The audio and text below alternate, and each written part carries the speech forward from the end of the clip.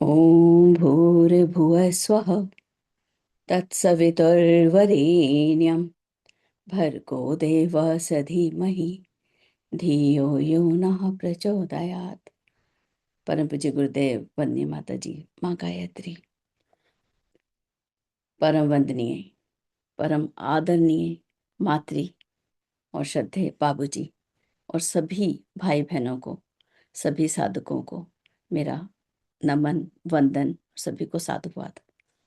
आज हम जिस सब्जेक्ट के ऊपर, जिसको हम आज पढ़ना चाहते हैं, समझना चाहते हैं, उसे गीता, गुरुदेव का जो वाङ्मय है, 31 नंबर का वाङ्मय, संस्कृति संजीवनी गीता।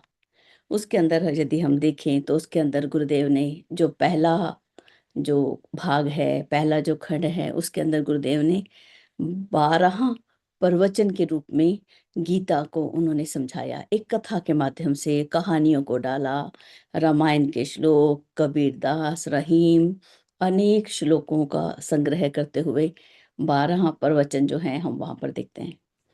और उसके बाद जो है, जो दूसरा भाग है, उसके अंदर जो गीता है उसको एक पद्य शैली में, एक गायन की शैली में, गाते हुए, बजाते हुए, बहुत ही सुंदर एक शैली में, आत्मा न जन्मता मरता है, होकर न पुनः होने वाला, ये सत्य सनातन शाश्वत है, ये नाश नहीं होने वाला।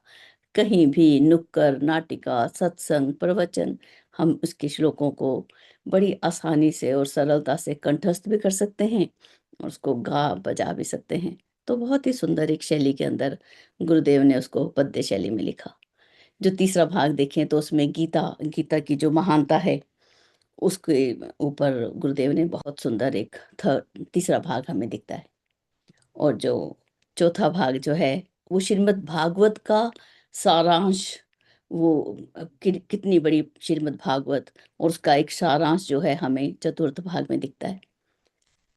और आगे हम देखें तो गुरुदेव ने उसके अंदर सत्यनारायण वध कथा, उसका स्वरूप 2 भाग में, छठा और सातवां भाग जो है सत्यनारायण वध कथा, कथा के माध्यम से हम जन जन तक अपने संदेश को कैसे पहुंचाएं, ये हमें वहां पे हमें गुरुदेव की एक शैली दिखाई देती है, एक तरीका दिखाई देता है।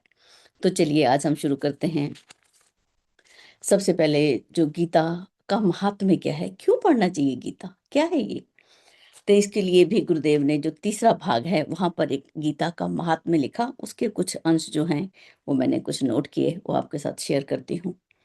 तो गुरुदेव लिखते हैं कि गीता एक अपूर्व रत्न है, जिसे जगत के एक अपूर्व कारीगर ने ऐसे विभिन्न ढंग से तराशा है कि उसके प्रत्येक अवयव से एक अखंड ज्योति जो है वो जगमगा रही है, और ऐसी अखंड ज्योति जिसने सूर्य की ज्योति को भी मात कर दिया। कहते हैं क्योंकि सूर्य की ज्योति तो केवल इस विश्व को प्रकाशित करती है, लेकिन इस अपूर्व रतन की ज्योति जो है ये ब्रह्मलोक तक प्रकाशित करती है, ब्रह्मलोक को भी प्रकाशित करती है, जिसके सहारे जो मुमुक्ष जन है वो जो है ब्रह्मलोक तक गमन करते हैं, उस राह को प्रशस्त कर देती है। ऐसी इसकी एक ज्योति है। उसके बाद बताते हैं गीता, गीता क्या है, एक त्रिवेणी का संगम है। इसके अंदर ज्ञान रूपी गंगा, कर्म रूपी यमुना, उपासना रूपी सरस्वती, इसकी जो निर्मल धाराएं हैं इसमें आकर एकत्रित हुई हैं। ये जो 18 अध्याय वाली जो त्रिवेणी है, जो इसमें नित्य प्रति स्नान करता है वो परम पद को पा लेता है। बहुत ही खूबसूरत ढंग से ये एक त्रिवेणी को यहाँ पर दर्शाया गया। गीता और भी महात्म्य को संक्षेप में नहीं लेना, उसको विस्तार से क्या है इसकी इंपॉर्टेंस, इस बात को हमें समझना होगा। कहते हैं गीता एक पवित्र और निर्मल झरना है। इस झरने की उत्पत्ति कहाँ से हुई, उपनिषद रूपी झील से हुई, और इसके जल को पीने वाले की पिपासा जो है हमेशा हमेशा के लिए शांत हो जाती है, ऐसा इसका मधुर जल है। गीता गीता एक परिष्कृत आईना है, एक परिष्कृत दर्पण है। मनुष्य इस दर्पण में अपने स्वरूप को देख भी सकता है और समझ भी सकता है। गीता एक संजीवनी बूटी है। जब कुरुक्षेत्र के युद्ध में मोह के वशीभूत हुआ अर्जुन जहां पर उसका शरीर तो था, लेकिन अवस्था कैसी थी? पूर्ण विषाद की अवस्था। वहां पर प्राण तो न के बराबर थे। वहां पर भगवान श्री कृष्ण ने गीता रूपी संजीवनी बूटी का रस पिलाकर उसको उसके कर्तव्य का बोध कराया। तो एक संजीवनी बूटी के रूप में। और भी देखिए, एक बहुत ही खूबसूरत है। गुरुदेव लिखते हैं कि गीता अमृत तुल्य पूर्ण पुष्टि कारक मधुर गौ का रस है। ऐसा गौ का रस, जैसे गौ का दूध है, जैसे हम बोलते हैं उसको, तो उसके अंदर कैसे गौ का रस है? कहते हैं ये गौ रस जो है उपनिषद रूपी कामधेनु के चार स्तन। वो स्तन कौन कौन से हैं? अर्थ, धर्म, काम और मोक्ष, यहाँ से लिया गया। और दूध को दोहने वाले, दूध को निकालने वाले भगवान श्री कृष्ण हैं, और पीने वाले अर्जुन है। ये जो अविकृत गो का रस है, ये आज भी विद्यमान है। ऐसा नहीं है कि बस था और अर्जुन ने पिया और ये समाप्त हो गया, नहीं। ये अविकृत है, इसमें कोई विकृति नहीं आती। ये आज भी विद्यमान है, जिसे श्रद्धावान पीकर मदमस्त हो रहे हैं। गीता गीता जीवन का लक्ष्य है, और उस लक्ष्य का नाम योग है। अर्थात योग का अर्थ क्या है? मिलना, जोड़ना, जुड़ जाना, ये योग है। बूंद का सागर से मिलना, किरण का सूर्य से मिलना, आत्मा का परमात्मा से मिलना। ऐसी गीता जहाँ विषाद भी योग है, ज्ञान, कर्म और भक्ति भी योग है। संक्षेप में कहें तो गीता इस जगत का अमर फल है। असार सार, सार का जो असार सार है, उसका भी ये सार है। संसार सागर का आलोक स्तंभ है, लाइट हाउस है। उपनिषदों का सार है, वेदों का तत्व है। गीता एक ऐसा अपूर्व ग्रंथ, एक रत्न के रूप में है। इसके समान ग्रंथ संसार में न हुआ, न होगा। चाहे किसी देश को, किसी भाषा, किसी जाति, किसी मत को मानने वाले विद्वान हो, चाहे कोई भी विद्वान इस संसार के किसी भी हिस्से में हो, वो मुक्त कंठ से गीता की प्रशंसा करते हैं। गीता गीता ही है अपने ढंग का एक निराला ग्रंथ है। बहुत ही खूबसूरत जो है ये गीता की महत्ता। गीता के लिए तो एक बात बताऊं। एक दिन हम लोग, बहुत पहले की बात है, कि हम लोग कहाँ थे, एक शोक सभा थी उसके अंदर। तो उसमें हम लोग गए, तो वहां मैंने देखा तो एक संत, मंच आसीन जो व्यक्ति थे, वो किस रूप में बोल रहे थे? वो कह रहे थे कि अगर आपको गीता पढ़नी नहीं आती तो ऐसे करो, गीता गीता बोल। इस रूप में तो गीता गीता बोल, ताकि जो है तुझे गीता समझ आ जाए, पढ़ सके, समझ सके। जब गीता गीता बोल, ये जो पता कब की बात है, 19 मान लो 84 85 की, उस समय जो गीता से जो प्रेम हुआ, उसके बारे में एक बात और भी बता दूंगी। इसको हम प्रारंभ करने से पहले चलिए इसको पहले इसको ले लेते हैं, ठीक है जी। गीता हमारे जीवन में कैसे आई, इसके लिए भी छोटी सी बात करते हैं, फिर आगे चलते हैं। जब मेरा विवाह हुआ, ससुराल में आए, तो मेरी दादी सास, उनका एक नियम था। परिवार की जितनी भी महिलाएं थी, सब जो थे, वो गीता को पहले स्नान करना और फिर गीता का हम सब ने पाठ करना, ये उनका एक नित्य प्रतिक्रम था। ऐसा ही सभी के लिए अनिवार्य था। जब गीता हाथ में दी तो कुछ समझ नहीं आता था। उस समय गोरखपुर प्रेस की गीता होती थी, उसके अंदर गीता का एक अध्याय होता था, और साथ में क्या होती थी? महात्म्य। मुझे महात्म्य बड़ा अच्छा लगता, क्योंकि उसमें कहानी होती थी। बस महात्म्य महात्म्य पढ़ा, उसको तो बस खाली रीडिंग करी और प्रणाम किया भगवान को, चलो रसोई में काम करने चलते हैं। लेकिन धीरे धीरे जो गीता है वो समझ आने लगी। और उसमें भी क्या समझ आने लगा, सारे श्लोक आज तक भी ना कोई श्लोक कंठस्थ किया, ना कोई श्लोक ऐसा था कि हाँ भाई इसी को हमने लेना है, नहीं। सिर्फ उसके अंदर जो 2 3 श्लोक थे, वो मुझे इतने प्रभावित किए कि हमने उसको अपनाना शुरू कर दिया, उसको जीवन में उतारना शुरू किया। तो फिर कुछ समय के बाद ऐसा हुआ कि गीता जीवन में उतरने लगी। तो वो जो गीता, जो थोड़ी बहुत हमने उसको समझा जाना, आज हम उसको भी आपके साथ भी हम शेयर करेंगे। 10 मिनट तो मैंने ले लिए यहाँ पर, आगे चलते हैं। श्रीमद् भगवद गीता, जो भगवान जो है प्रथम अध्याय के अंदर देखिए क्या बोलते हैं। इसको गुरुदेव ने जो एक सुंदर एक पद्य शैली में गुरुदेव ने लिखा, उसको हम थोड़ा सा लेते हैं। अब इसके अंदर देखिए, यहाँ पर धृतराष्ट्र जो है वो बोलते हैं, रण की इच्छा से एकत्रित इस धर्म क्षेत्र कुरुक्षेत्र बीच, क्या किया पांडवों ने एवं मेरे पुत्रों ने आंख मीच। अब यहाँ पर ये प्रश्न किसने किया? संजय रूपी विवेक से। और प्रश्न करने वाले कौन हैं? यहाँ पर जो हैं अज्ञान रूपी धृतराष्ट्र। अज्ञान से आबद्ध वो पूछते हैं कि मेरे पुत्र कौरवों ने, और कौरव किस लिए? कुविचारों ने, ऐसे विचारों ने पांडवों से, पांडव कौन हो गए? अच्छे विचार हो गए, अच्छे कर्म हो गए, पुण्य तत्व हो गए। इन आपस में जो अब ये, जैसे हम ले लें धर्म और अधर्म का, सदविचार और कुविचारों का आपस में युद्ध होने वाला है, इसके में सब इकट्ठे हुए।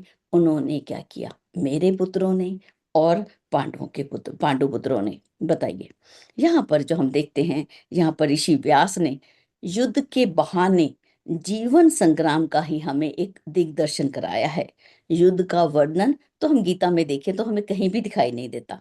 इस अध्याय के अंदर, जो पहला अध्याय है, इसके अंदर हम क्या देखते हैं? सेनाएं जो हैं एकत्रित हो रही हैं, वहां शूरवीरों के नाम आते हैं, सेनाओं का निरीक्षण। और बाकी जो अध्याय हैं उसमें जो है समग्र अध्यात्म ही हमें दिखाई देता है। यहाँ पर जो है मोहग्रस्त अर्जुन, जब विषाद ग्रस्त अर्जुन जो मोह से भरा हुआ है, मोह, अपनों से मोह कि मैं इनको कैसे मारूंगा भगवान, और विषाद से पूर्ण रूप से जब ग्रस्त अर्जुन जब युद्ध से बचना चाहता है, तो पहले हम क्या देखते हैं कि यहाँ पर संदेह गहरा रहा है, और उसके बाद पूर्ण विषाद, मैं नहीं करूंगा युद्ध भूल। इस बात को वो पकड़ लेते हैं कि मैं युद्ध रूपी जो ये भूल है, ये मैं इसको नहीं करना चाहता भगवान, ये मैं नहीं करूंगा। आगे देखिए, ये जो है यहाँ पे बोलते हैं भगवान कि मैं युद्ध नहीं करूंगा। आगे देखिए, अब हम चलते हैं श्लोक नंबर 2 को देखते हैं। दूसरे में एक एक श्लोक बहुत ही सुंदर है। यहाँ पर ये समझ नहीं आ सकता कि इसको छोड़ें कैसे, कौन सा श्लोक छोड़ें और कौन सा पकड़ें। तो यहाँ पर भगवान कृष्ण जो हैं, उसकी ऐसी दशा को जब वो देख लेते हैं कि मैं युद्ध नहीं करूंगा, तो उस समय जो है भगवान बोलते हैं कि हे पार्थ, तुम्हें विषम स्थल में इस समय अज्ञान हुआ कैसे? ये समय क्या है? अज्ञान का समय है। ये है अकीर्तिकर, अनुचित अति नाशक, सुस्वर्ग आंखें खोलो। कि ये इस समय जो है, ये समय वो है ही नहीं जिस समय तू ऐसी बातें कर सकता है।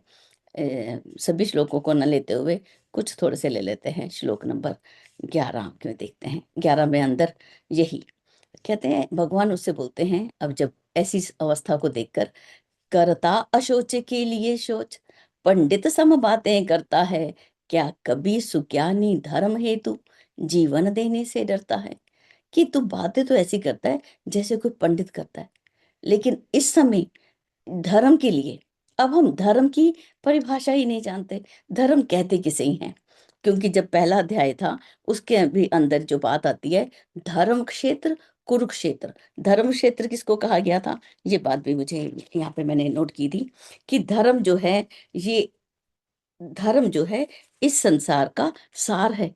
सुख समृद्धि जो है वो धर्म से ही संभव होती है। और कुरुक्षेत्र क्यों कहा गया था? क्योंकि ये कर्म का क्षेत्र है।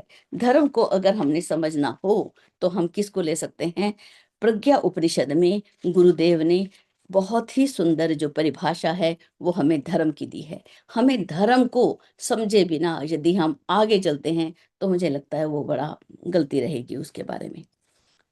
गुरुदेव वहां पे प्रज्ञा उपनिषद में लिखते हैं, ये बात तो हमने कई बार सुनी, जो धर्म को अपनाता है उसे सब अपनाते हैं, जो धर्म को छोड़ देता है उसको सभी छोड़ देते हैं, जो धर्म की रक्षा करता है सब, उसकी धर्म, उसकी अपनी रक्षा होती है। लेकिन धर्म है क्या?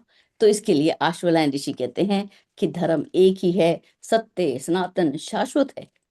उसको किस रूप में समझें हम? व्यक्तिगत कर्तव्य और समाज के उत्तरदायित्व। इस समय की समस्या क्या अर्जुन की समस्या थी या एक सामाजिक समस्या थी? जिस परिवार के अंदर, जिस समाज के अंदर, जिस राज्य के अंदर द्रौपदी जैसी महिला, ऐसी राजघराने की एक वधू, यदि उसका अस्तित्व सुखी नहीं है, उसका चरित्र आज उसका दाव पे लगा दिया, सॉरी, उस समय अगर वो सुरक्षित नहीं है तो सामान्य महिला को हम कैसे बात कर सकते हैं? उसकी ये समस्या जो है एक व्यक्ति की बात नहीं है अर्जुन, तो कैसी बातें कर रहा है? धर्म को समझ। धर्म जो है वो व्यक्तिगत कर्तव्य हैं, सामाजिक उत्तरदायित्व है, इसको देखना पड़ेगा। आशुलायन ऋषि उसमें एक बात और भी बोलते हैं कि धर्म चिंतन की उत्कृष्टता, चरित्र की आदर्शवादिता, व्यवहार की शालीनता धर्म है। सबसे पहले जब हम धर्म को समझेंगे तभी हम आगे बढ़ सकेंगे। और इसके अंदर एक सबसे पहले भगवान जो हैं उसको आत्मा की अमरता की बातें बताते हैं। आत्मा न जन्मता मरता है। और इसके अंदर एक और सूत्र भी आता है, जो समझ आत्मा को हंता और इसको मरा मानता है, दोनों ही नहीं जानते वे, ये मरा ना मारा जाता है। ये आत्मा की अमरता को भगवान ने सबसे पहले अर्जुन को बताया।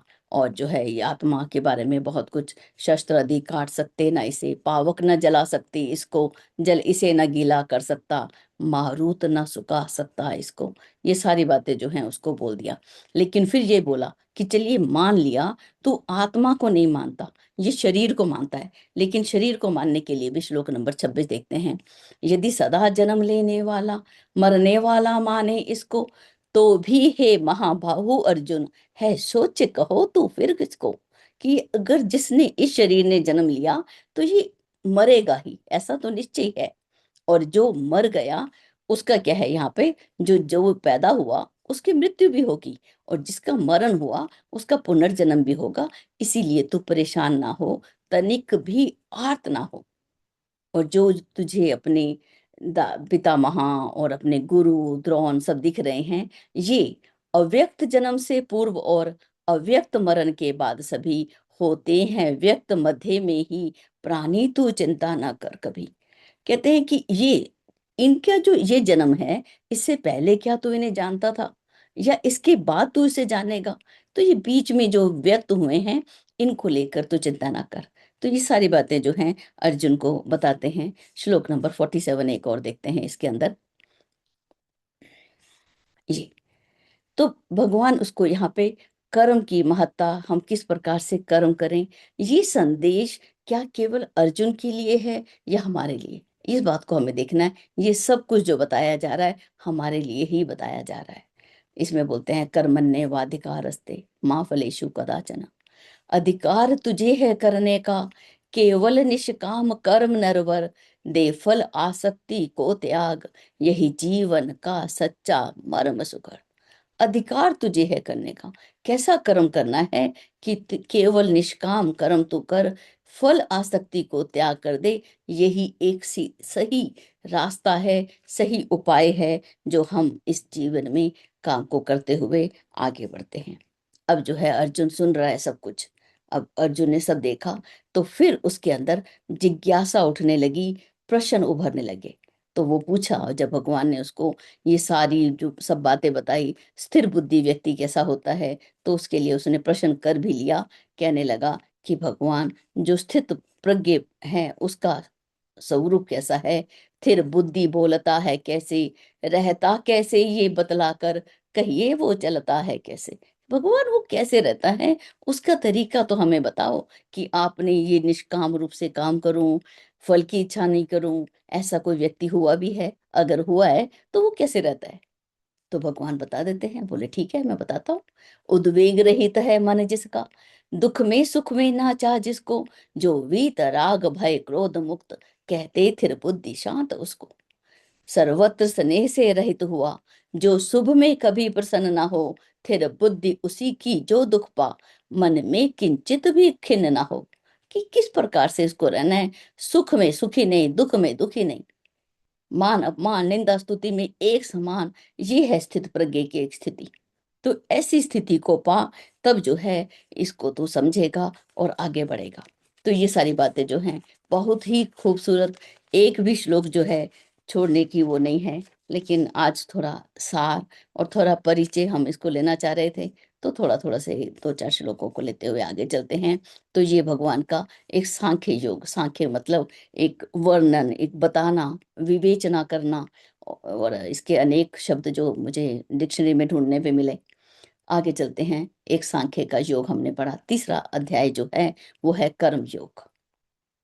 अब कर्म जो है क्या विकल्प है? कहते हैं कर्म विकल्प नहीं, हमारा स्वभाव है। अगर हम कहें कि हम तो बिल्कुल काम नहीं करते, मैं तो बोलूंगा ही नहीं, कहते हैं त्याग करना, मौन रहना, पलायन करना, ये भी कर्म है, ये भी कार्य है। हम जो भी करते हैं, हम जो है अ, कर्म से जो हमारी मुक्ति संभव है ही नहीं। लेकिन हम जो है इच्छावश हम कार्य करते रहते हैं। जो इच्छाएं हैं ये हमको भटकाने वाली, सुख दुख का कारण बनती हैं।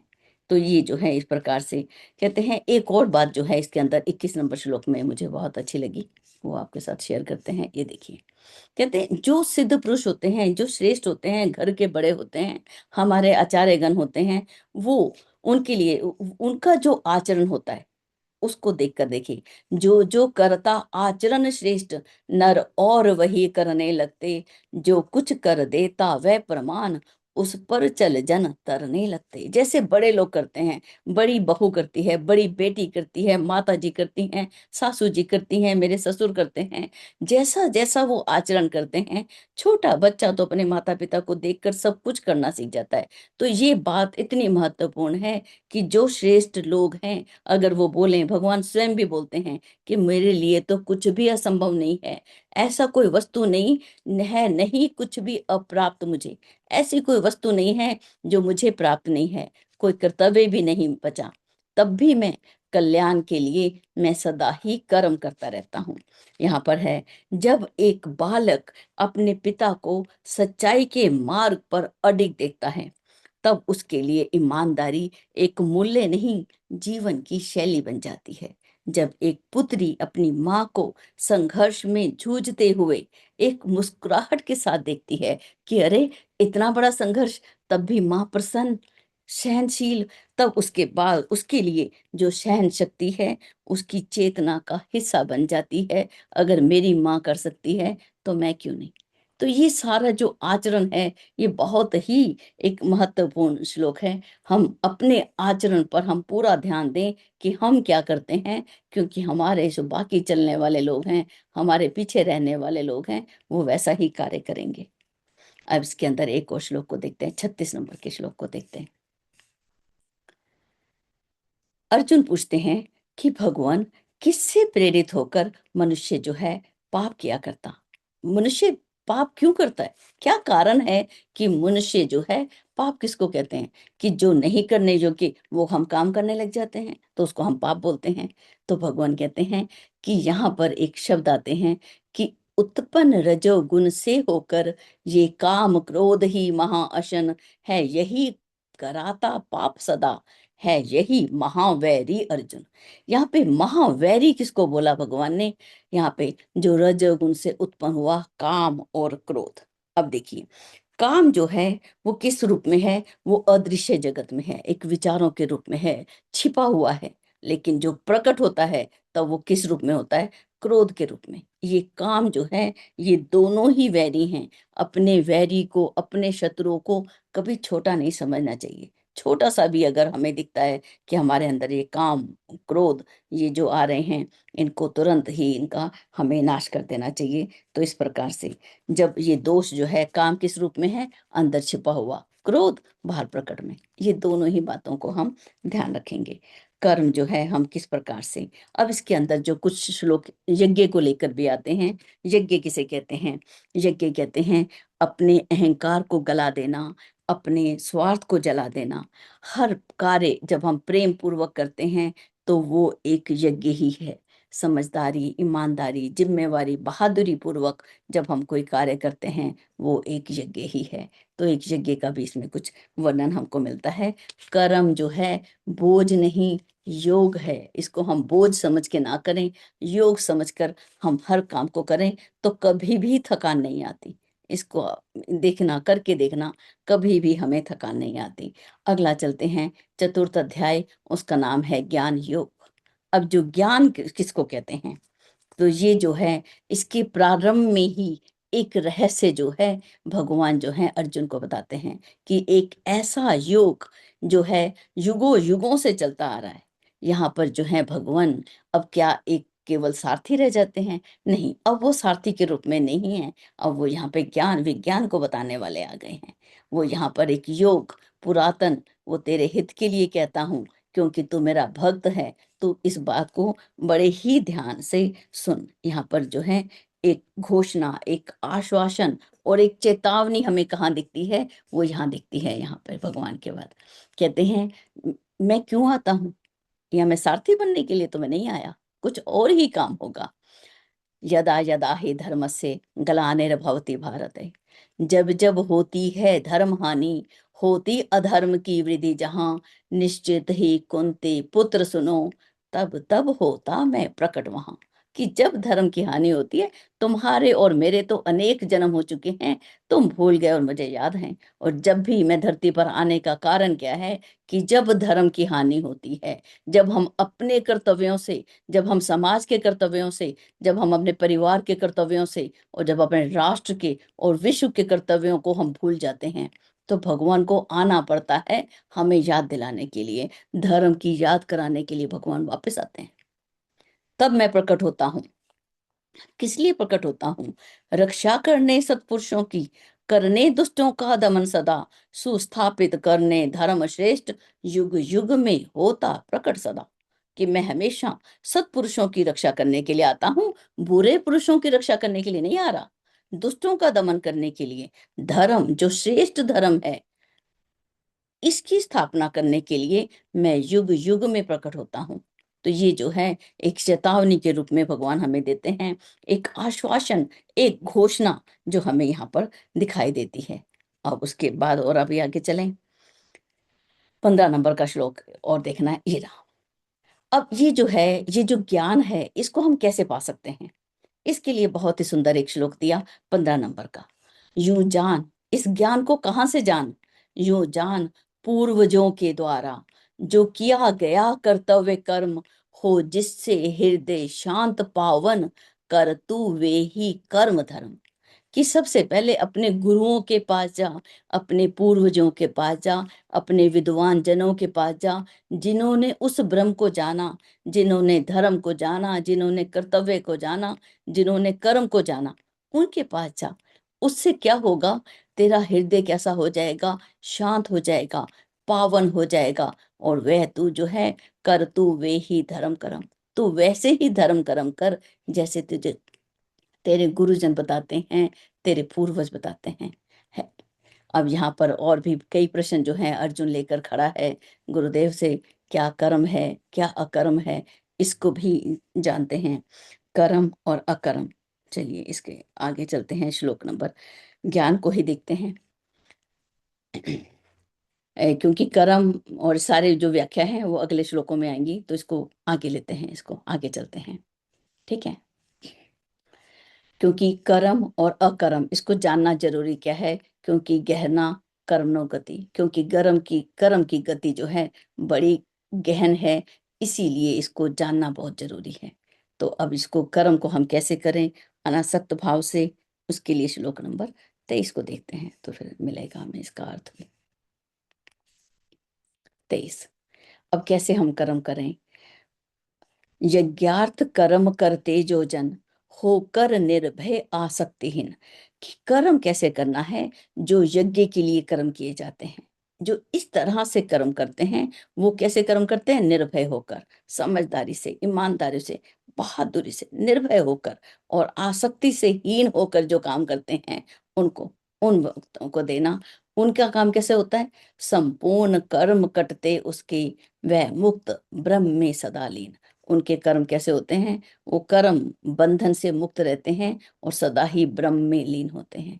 इस तरह से कर्म करना, एक यज्ञ में कर्म करना, उस रूप से हम इसको करें। ये उपाय जो है ज्ञान की, यहाँ पर हमें कुछ श्लोक मिलते हैं ज्ञान के संबंधित, उनको भी देखें। अनेक प्रकार के यहाँ पे यज्ञ बताए गए, द्रव्य तप, द्रव्य यज्ञ, तप योग और ज्ञान यज्ञ। अब ज्ञान के लिए यहाँ पे प्राणायाम को भी हम यहाँ पे देखते हैं, और भी कुछ देखते हैं। कहते हैं लेकिन अब ये ज्ञान है क्या? ठीक है, ज्ञान युक्त कर्म करना, क्योंकि कर्म को समझना है ना हमने, तो ज्ञान युक्त कर्म करना। तो ज्ञान युक्त कर्म कैसे होता है? कहते हैं सबसे पहले हम उपनिषद का सहारा लेते हैं ज्ञान युक्त कर्म को देखने के लिए। अभेद दर्शनम ज्ञानम। तो अभेद का दर्शन ही ज्ञान है। जब तक हमारे अंदर भेद है, ये बड़ा है, ये छोटा है, ये लंबा है, ये नाटा है, ये गोरा है, ये काला है, ये ऊंच जाति का है, ये नीच जाति का है, ये इस संप्रदाय का है, ये उस संप्रदाय का है, जब तक हम ज्ञान को धारण नहीं करते। अभेद दर्शनम ज्ञानम, ये हमें कहाँ मिलता है? स्कंद उपनिषद में 10वां नंबर का श्लोक है कि जब तक हमारे अभेद का हम ज्ञान नहीं करते, और जो इसको जान लेता है, कहते हैं उस समय ज्ञान अग्नि जो है सर्वकर्माणि भस्मात। जो प्रज्वलित अग्नि, जो ईंधन को, जो प्रज्वलित अग्नि जैसे ईंधन को कर देती भस्मसात अर्जुन, वो जैसे अर्जुन उसको भस्मसात कर देती है। कौन? प्रज्वलित अग्नि, बुझी हुई अग्नि नहीं, प्रज्वलित अग्नि जो ईंधन को जो भस्मसात कर देती है, वैसे ही ज्ञान की अग्नि जो है वो कर्मों को भस्मसात कर देती है। हमारे अच्छे और बुरे कर्म ज्ञान की अग्नि में जलकर भस्म हो जाते हैं। है नहीं ज्ञान के संपावन। इस ज्ञान को धारण कर, ज्ञान को से युक्त होकर, ज्ञान प्रज्ञा उपनिषद में बहुत ही सुंदर आता है। ज्ञान क्या? ज्ञान आत्मा का गौरव।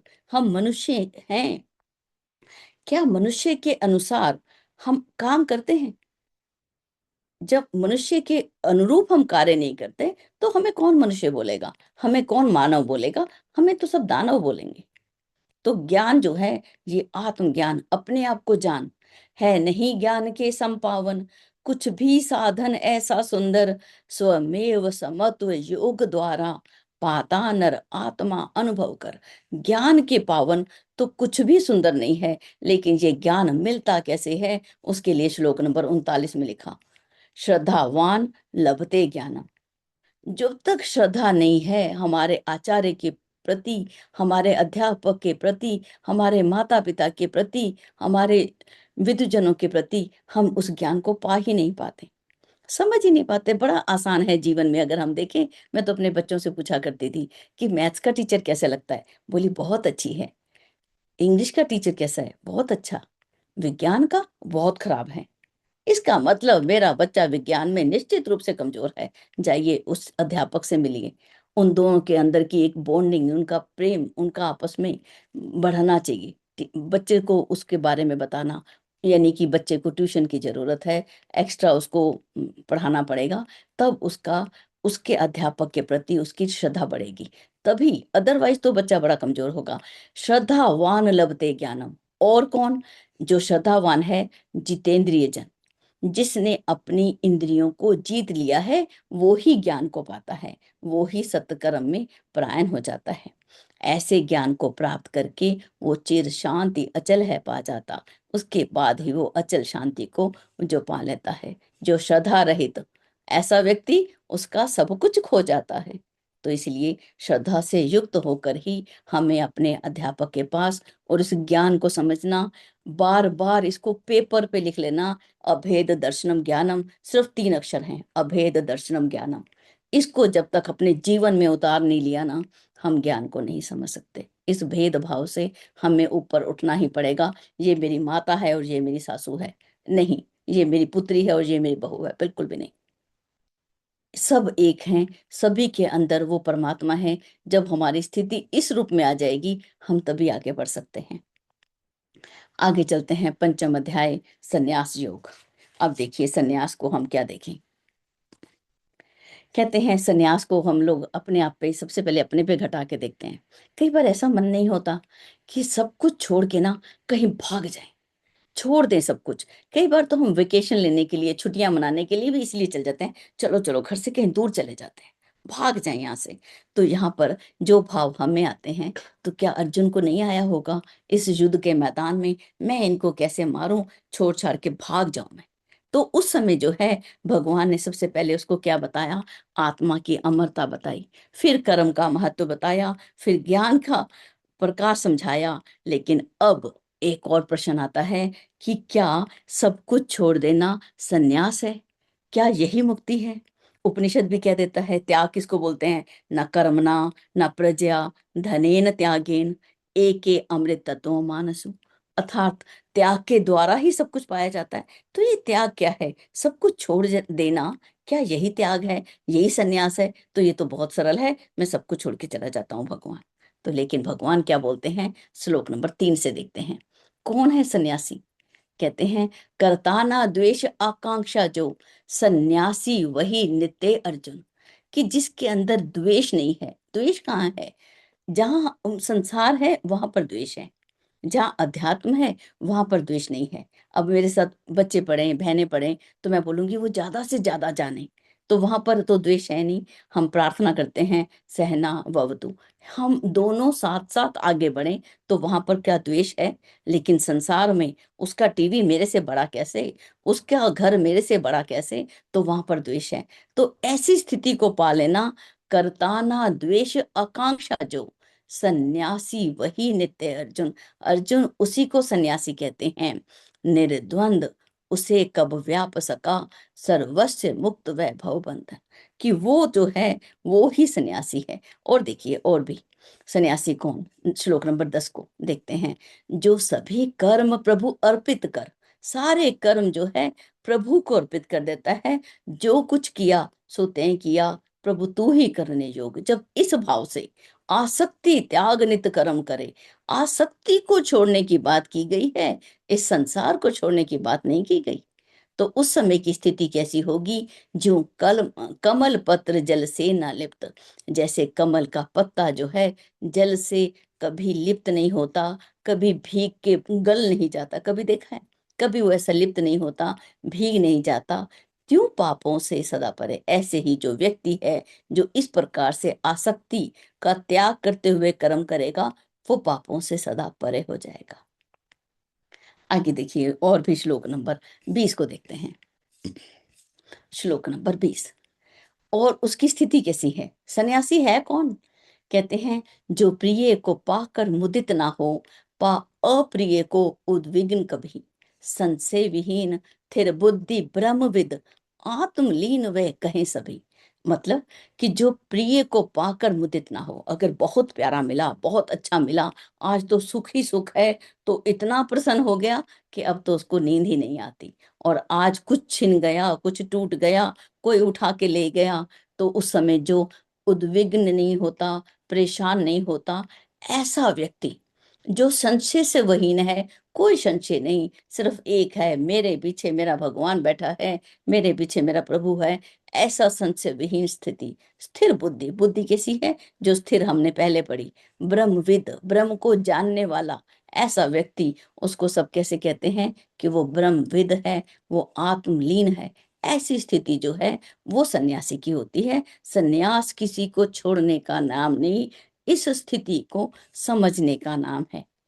जो अंत सुखी आत्मरत्नित, जो अपने अंदर में सुखी है, हर पल सुखी, हर पल कैसी भी स्थिति है, मेरे अंदर की जो, अभी हम बोल देते हैं मेरा मूड आपने खराब कर दिया, मैं इतने अच्छे मन से उठी थी, इतनी शक्ति हमने उनको दे कैसे दी कि वो मेरा आके मेरा मूड खराब कर जाए, या मेरे अंतर की जो चेतना, जो खुशहाली चल रही थी, उसको आकर को हिला जाए? ऐसा तो हो ही नहीं सकता। हमने ही ये पावर दे रखी है? नहीं, हमने नहीं देनी। अपने अंदर हमने स्वयं सुखी रहना है, हर पल सुखी। ठीक है? नैनो सेकंड भी हमें प्रॉब्लम नहीं आनी चाहिए कि हाय मैं दुखी हूं। नहीं, मैं तो हमेशा ही सुखी हूं। और कैसा हूं?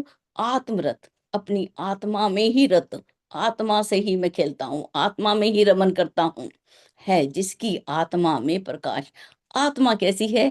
प्रकाश से प्रकाशित। अब हम बोलेंगे कि क्या अंदर आंख बंद करें तो कोई लाइट दिख रही है? नहीं, उसका ज्ञान का प्रकाश, सबसे बड़ा प्रकाश जो है ज्ञान का है। और सबसे बड़ा पर्दा कौन सा है? अज्ञान का। तो इस अज्ञान रूपी प्रकाश को हमारे अंदर हमेशा ही प्रज्वलित रखना। निश्चय वह योगी करता है, उस पूर्ण ब्रह्म में ही निवास। ऐसी स्थिति है जो अंतर सुखी है, आत्मा में रत है, आत्मा में प्रकाश है। वो योगी क्या है, हर समय उस पूर्ण ब्रह्म में ही निवास करता है और कहीं वो जाता ही नहीं। ऐसी स्थिति को हम देखते हैं। एक और देख लेते हैं, श्लोक नंबर 29। जो यज्ञ और तप का भोक्ता मेरे को सदा जानता है, सबका प्रिय सुहृद महेश्वर में ये जान शांति वो पाता है। जो सब हमेशा हम समझते हैं हम भोगता हैं, हम करता है, अकर्ता अहम। अध्यात्म उपनिषद कहता है अभोक्ता अहम।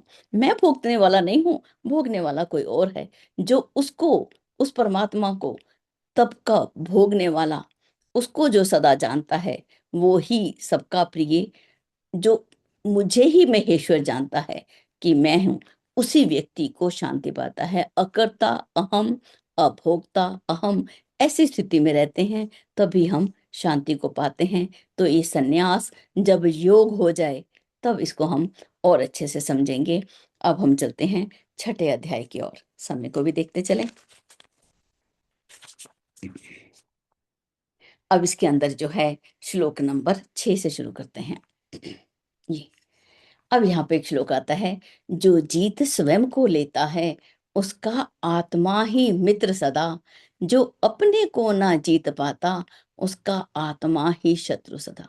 जो जीत स्वयं को लेता है, क्या हमने, आपने अपने आप को जीतने का प्रयास किया? यदि नहीं जीता, यदि हम अपने आप को नहीं जीत पाए तो हम किस स्थिति में रहते हैं? हम अकेले, अधूरे, असंतुष्ट रहते हैं।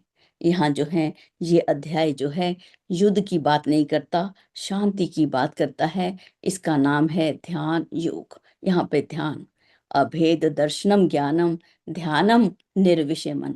ध्यान किसको बोलते हैं? निर्विषय मन। सिंपल सी परिभाषा, ध्यानम निर्विषय मन। 3 अक्षर यहाँ पर भी आते हैं। इसको भी हम नोट करके अपनी कॉपी में लिख लें। विषयों से परे होते जाएं तो उसको हम ध्यान की बात करते हैं। यहाँ पर जो है भगवान बड़े तरीके से बता रहे हैं। ये जो श्लोक थे ये बड़े अच्छे थे और कभी इनको बड़ा जीवन में उतारने का बड़ी ही एक उत्साह सा, एक जिज्ञासा सी बनी रहती थी। यहाँ पर भगवान बोलते हैं, है सदा जित आत्मा, जिसने अपने आप को जीता, शांत है जो, मान अपमान में है जो सम। अब हमारा मान हुआ तो बदले मालूम है नींद ही नहीं आती। बड़ा मान हो जाए, न्यूज़पेपर में नाम आ गया, फूलों की माला पहना दी, और एक बहन जी तो कितना अच्छा काम करती हैं, सच बताऊं तो उस दिन नींद नहीं आती।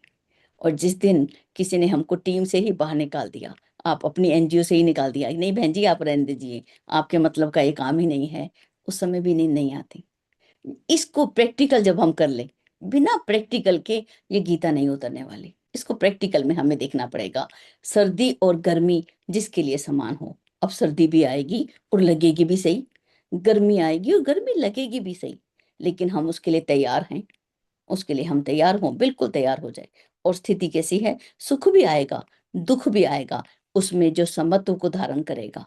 ऐसे नर की जब स्थिति है तब हम सोचेंगे ये ध्यानी ज्ञानी है। ऐसी स्थिति को पाना, इसके लिए प्रैक्टिकल करना। और जब मैं इसको प्रैक्टिकल किया करती थी ना, तो मैं फेल हो जाती थी। मुझे जब रात को नींद नहीं आती और सुबह उठती तो मैं दोनों हाथ गुरुदेव के आगे पूरे फैला के खड़ी हो देती और बोल देती, गुरुदेव आज मैं फेल हो गई। आपको मालूम है, जब हम फेल होते हैं तो माता पिता क्या करते हैं मालूम? जब हम फेल हो जाए तो हम जैसे मम्मी को जाके बोल दिया, माँ मेरे तो मार्क्स कम आए, तो माँ ट्यूशन लगाएगी, मुझे पढ़ने के लिए अलग समय देगी, वातावरण बनाएगी, मेरा बच्चा अच्छे से पढ़ ले। जब हम इस भाव से अपने गुरु के पास जाते हैं, आचार्य को जब हम बोल देती कि गुरुदेव मैं तो फेल हो गई, मुझे नहीं आया, तो अंदर से ही आवाज आती, कोई बात नहीं। तो सच में उन दिनों में हमारे पास ऐसे बड़े बड़े संत आए। ऐसी ही एक अवस्था थी जब बाबूजी हमको आके मिल गए, जब बोल दिया गुरुदेव मैं तो फेल हो गई। फरीदाबाद में एनजीओ बना रखी थी, उन लोगों ने मुझे निकाल दिया और मेरी नींद भी गायब हो चुकी थी। और उस समय बाबूजी आके मेरे सामने खड़े हो गए, ये ले गुरुदेव ने बोला मैं तुझे ट्यूशन देता हूँ, मैं तुझे एक्स्ट्रा पढ़ाता हूँ, कभी भी शर्माना नहीं, उसके आगे खड़े हो जाना। और जब भी मान में अपमान में, सुख और दुख में, मिट्टी और पत्थर में अगर हमको अंतर दिखाई देता है तो हम फेल हो गए। तो इस बात को समझ जाना और आके बोल देना। ये योग जो है, इसको इसके लिए यहाँ पर जो है हम कैसे ध्यान करें, उसकी बात, बहुत सारी बातें बताई गई हैं। किस प्रकार से हम बैठें, ये बाबूजी ने बहुत ही विस्तार से हमको पढ़ा चुके हैं। बाबूजी तो सारा ही पढ़ा चुके हैं, हम तो सिर्फ थोड़ी सी बात कर रहे हैं। तो आगे एक और बात भी देखते हैं। ये योग जो है किसको सिद्ध होता है? होता ना सिद्ध ये योग बहुत, खाने कम खाने वालों को। कहते हैं ये योग जो है किसको सिद्ध होता है? अब ये जो हम जो ये ध्यान ये सब कुछ कर रहे हैं, इतनी सारी 19 क्रियाएं कर रहे हैं, कितना भूखे रहना, जो बिल्कुल भूखा रहे उसको भी योग सिद्ध नहीं है, जो अत्यधिक खाए उसका भी सिद्ध नहीं है। वीणा के तार इतने मत कसो कि उसमें से वो टूट ही जाए, और इतना भी ढीला मत छोड़ दो कि वो उसमें से सुर ही ना निकले। ये शरीर भी ऐसा ही है, वीणा ही तो है, इसी के अंदर वो वीणा रूपी जो तार है वो बजती रहती है। ठीक है, इसलिए। और किसको नहीं मिलता? जो बहुत सोता है, अत्यंत। जब ज्यादा सोते रहते हैं ना तो सौपन आने लग जाते हैं।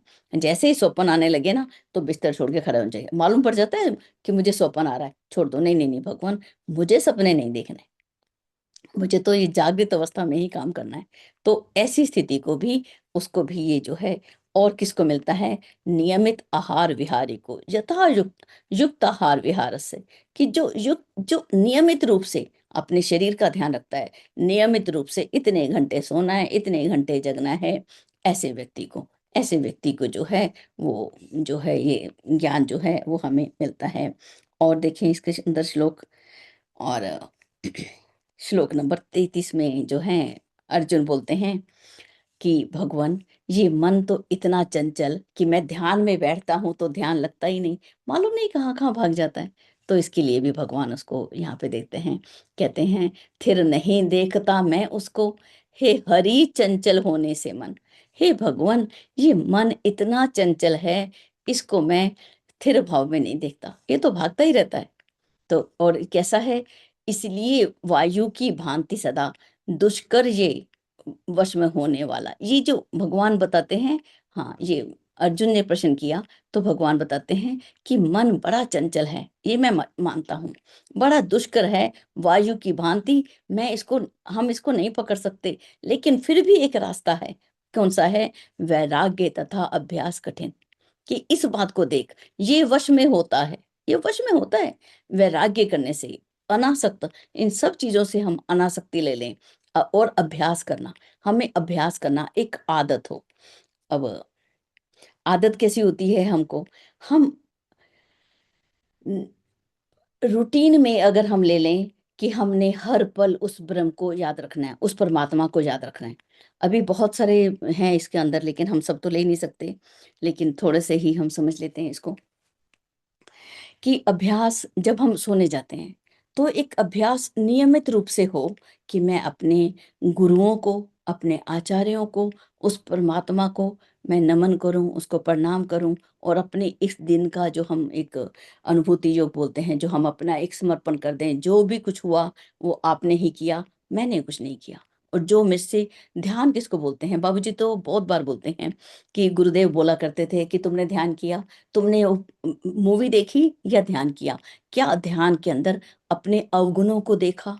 हाँ, मैंने रात को सोते समय मैंने अपने अवगुणों को देखा, जो मैंने ये किया मुझे नहीं करना चाहिए था, आज के बाद नहीं होगा गुरुदेव, प्रॉमिस है। जब अपने गुरु से हम प्रॉमिस कर लें, गुरुदेव अब के बाद मैं ये गलती नहीं करूंगी। गलती तो मनुष्य करेगा ही, लेकिन रिपीट नहीं करेगा। जो रिपीट करेगा, बार बार उस गलती को दोहराएगा, उसे तो मूर्ख कहते हैं। तो दोबारा नहीं होनी चाहिए ये गलती। तो इस बात को हम प्रार्थना करें। और भी अगर नहीं कर सकते उसको दूर, तो उसके लिए भी बोलते हैं, हे गुरुदेव, मुझे शक्ति दे, मुझे साहस दे, मुझे एक्स्ट्रा ट्यूशन दे, मुझे ऐसे लोगों का संग दे। तो वो जरूर इस रूप से जो है मन वश में हो जाता है। तो ये मन वश में करने के लिए हमें अभ्यास करना पड़ेगा, अगर ऐसा ध्यान करना पड़ेगा, हमेशा हमेशा के लिए। एक गीत है जो मुझे बहुत अच्छा लगता है, अगर है शौक मिलने का तो हर दम लो लगाता जा, जलाकर खुद नुमाई को बस हम तन पर लगाता जा। हर दम वो लौ लगानी पड़ेगी। 1 या 2 मिनट की नहीं है, 10 मिनट हमने ध्यान किया, 20 मिनट ध्यान किया, जब हम काम करते समय हमारा माँ एकदम दूध बिखर गया, इधर उधर सामान टूट गया, गिलास टूट गए, सामान हाथों से गिर रहा है, माँ एकदम चिल्ला के बोलती है, कहाँ है तेरा ध्यान, पकड़ के वापस लाओ, यहाँ है मेरा ध्यान। ध्यान ऐसा हो। एक संत आते करते थे हमारे अलवर राजस्थान में, पता क्या बोला करते थे, कहते जब एक माँ काम पर जाती है, अपने बच्चे को घर छोड़ जाती है, वो भले ही कहीं काम करे, उसका ध्यान कहाँ है उस बच्चे में, कि हाय मैं उसको जल्दी, उसको अकेला छोड़ाई, पता नहीं उसने खाया या नहीं खाया, उसकी ओर जो ध्यान रहता है, ऐसा ही ध्यान मेरा हर पल उस ईश्वर के ऊपर हो। वो साक्षी रूप में मेरे ऊपर बैठा है और वो मुझे देख रहा है। हर पल जब हमारा ऐसा ध्यान उस साक्षी रूप में, हम ईश्वर का ध्यान करने लग जाएंगे, तभी वो ध्यान जो है वो सफल है। एक गौ जब शाम को दौड़ी हुई आती है गोधूली के समय में, अपने बच्चे से जाके जो लिपटती है, वो प्रेम, वो ध्यान। ऐसी बातों को जब हम सोचें, तो ये जो लौ है, ये हर दम की लगानी है। 1 घंटा ध्यान, 2 घंटा ध्यान, इस बात को हम नहीं समझ सकते, हमें कुछ और भी करना पड़ेगा। चलिए, हमने 6 अध्याय जो हैं, इनका थोड़ा थोड़ा सा, एक जैसे कहते हैं समुद्र के किनारे खड़े होकर कुछ ही मोती जो हैं, हमने इसको चुनने का प्रयास किया है। बहुत ही गहरा है। एक सप्तम अध्याय और देख लेते हैं, चलिए। सप्तम अध्याय भी ज्ञान और विज्ञान में, यहाँ पर जो है भगवान उसको क्या बताते हैं। श्लोक नंबर 2 को देखते हैं। कहता संपूर्ण रूप से मैं, ये तत्व ज्ञान अति मर्म युक्त है, जिसे जानकर शेष न कुछ, जग में हो जाता वही मुक्त। यहाँ पर भगवान कोई तत्व का ज्ञान बता रहे हैं, कोई ज्ञान और विज्ञान जो है वो इस अध्याय में बता रहे हैं, और उसका नाम भी है ज्ञान विज्ञान योग। कहते हैं लाखों में से कोई एक मनुष्य जो है वो मुझे पाने का प्रयत्न करता है, उसमें भी कोई एक है, उस हजारों में भी लाखों में भी एक है जो मुझे तत्व से जानना चाहता है। तो मेरे तत्व को मुझे कैसे जानो, तत्व से जानो। तो भगवान यहाँ पर 2 प्रकार की प्रकृति की बात करते हैं। 2 प्रकार की भगवान की प्रकृति, कौन सी, एक परा और एक अपरा। पहले कौन से बताते हैं, श्लोक नंबर 4 में, अपरा प्रकृति। कहते हैं पृथ्वी, जल, अग्नि, वायु, नभ, ये 5 हो गए। मन 6, और बुद्धि 7वां, और अहंकार, ये जो 8 प्रकार की प्रकृति है, जो है विभक्त सम्यक प्रकार, ये कौन सी प्रकृति है, अपरा प्रकृति। पांडु नंदन, ये अपरा है। और ये दूसरी भी ले सुन, वह कहाती है, वह कहलाती है परा प्रकृति, जिससे कि जगत का उद्भव गुण। और दूसरी प्रकृति जो है उसको परा प्रकृति कहते हैं, जिससे कि ये जगत का उद्भव हुआ, जिससे ये जगत प्रकट हुआ, वो कौन सी प्रकृति है, परा प्रकृति। मुंडक उपनिषद प्रथम अध्याय, प्रथम मुंडक प्रथम अध्याय 5वां श्लोक के अंदर हम इसको देखते हैं। परा और अपरा प्रकृति क्या है, इनको हमें जानना होगा। देखिए, परा किसको बोला, परा जो सबसे परे हो, जो श्रेष्ठ है, जो अव्यक्त अगोचर का ज्ञान कराती है, उसको परा बोलते हैं। और इसके अंदर जिससे उस ब्रह्म का ज्ञान होता है, वो ही परा विद्या है। और अपरा कौन सी है, ऋग्वेद, यजुर्वेद, सामवेद, अथर्ववेद, शिक्षा, गणित, कल्प, व्याकरण, निरुक्त, छंद, ज्योतिष, ये जितनी भी संसार की ये जो 8 प्रकार की प्रकृति बताई, ये सब जो है ये अपरा है। परा और अपरा, हमें इन दोनों को ही जानना होगा। जब हम सोचते हैं कि मैं बोलता हूँ, मैं खाता हूँ, मैं सुनता हूँ, मैं देखने वाला, मैं सुनने वाला, मैं जानने वाला, तो वे कौन है, कौन सोचता है, कौन बोलता है, कौन खाता है, वो बोलते हैं जो जो अंदर जो काम हो रहा है ना, वो काम चेतना का है, वो चेतना ही करती है, वो चेतना ही मैं हूँ, भगवान बोलते हैं। वो ये सारा भगवान जो है यहाँ पे परा प्रकृति और अपरा प्रकृति दोनों के बारे में बताते हैं। चलिए, और अध्याय हम ले नहीं सकते, क्योंकि समय की मर्यादा का पूरा ध्यान रखना ये मुझे बहुत ही आवश्यक लगता है। एक बात जो हम यहाँ पर जरूर बोलना चाहते हैं, हम गुरुदेव ने जो इसी जो पुस्तक है, इसके तीसरे मंडल में, तीसरे उसमें जो लेसन है भाग, उसके अंदर गुरुदेव ने 12वें प्रवचन के अंदर, नहीं, प्रथम मंडल के अंदर, उसमें लिखा 12वें प्रवचन प्रवचन के अंदर, देखिए उन्होंने क्या लिखा। वो संदेश हम सब के लिए है, अकेले किसी एक व्यक्ति के लिए नहीं। 12वें प्रवचन में गुरुदेव लिखते हैं, यत्र योगेश्वर कृष्णो यत्र पार्थो धनुर्धरा तत्र शरीर विजयो भूतिर्ध्रुवा नीतिर मतिर्मा। जहाँ योगेश्वर श्री कृष्ण हैं और जहाँ धनुर्धारी अर्जुन है, वहां पर लक्ष्मी, विजय, वृद्धि और अटल नीति, ये विजय वृद्धि ये सब कुछ है, ऐश्वर्य सब कुछ वहां पर होगा। जहां पर एक अर्जुन जैसा स्टूडेंट और कृष्ण जैसा बताने वाला, ये दोनों ही जहां पर हैं, वहां पर सब कुछ है। यहाँ पे कृष्ण को ज्ञान का, अर्जुन को कर्म का प्रतीक माना गया। भगवान ने गीता का उद्बोधन किया और अर्जुन ने, भगवान ने गीता का उद्बोधन किया और अर्जुन ने गांडीव उठाकर युद्ध को प्रारंभ किया। इस प्रकार से दोनों का सम्मिश्रण होने पर महाभारत में धर्म की विजय हो सकी। दोनों की ही जरूरत थी, वहां गीता के उद्बोधन की भी, वहां ज्ञान की भी, वहां ध्यान की भी, वहां संन्यास की भी, वहां यज्ञ की भी। सबकी महत्ता को जब भगवान ने बता दिया और सुनने वाला, उसके अंदर इतनी प्रेरणा की शक्ति मिली। एक भगवान ने जब एक रूप बताया, जब अपना विराट स्वरूप दिखाया, तो भगवान ने अपने विराट स्वरूप में, क्या वहां पे कोई तस्वीर बनी थी? नहीं, कण कण में उस अपने स्वरूप को दिखाया कि देख, तितलियों में कौन मंडरा रहा है, उनकी सुंदरता देख, फूलों में कौन है, इस वृक्षों में कौन है। ये भगवान यहाँ पे बहुत ही सुंदर सुंदर एक मैंने इसको सबको लिखा था, लेकिन समय की पाबंदी।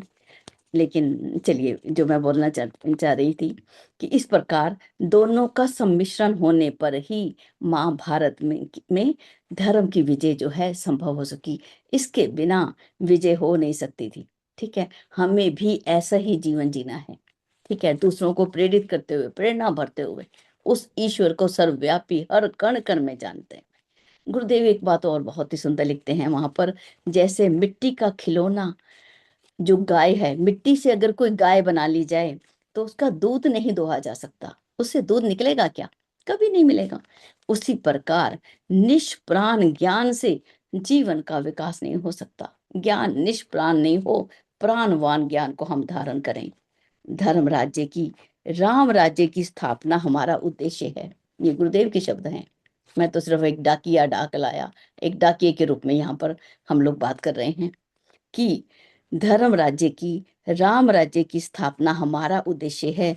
इसके लिए धर्म, इसके लिए धर्म की स्थापना करनी होगी और अधर्म से, असुरता से जूझना ही पड़ेगा।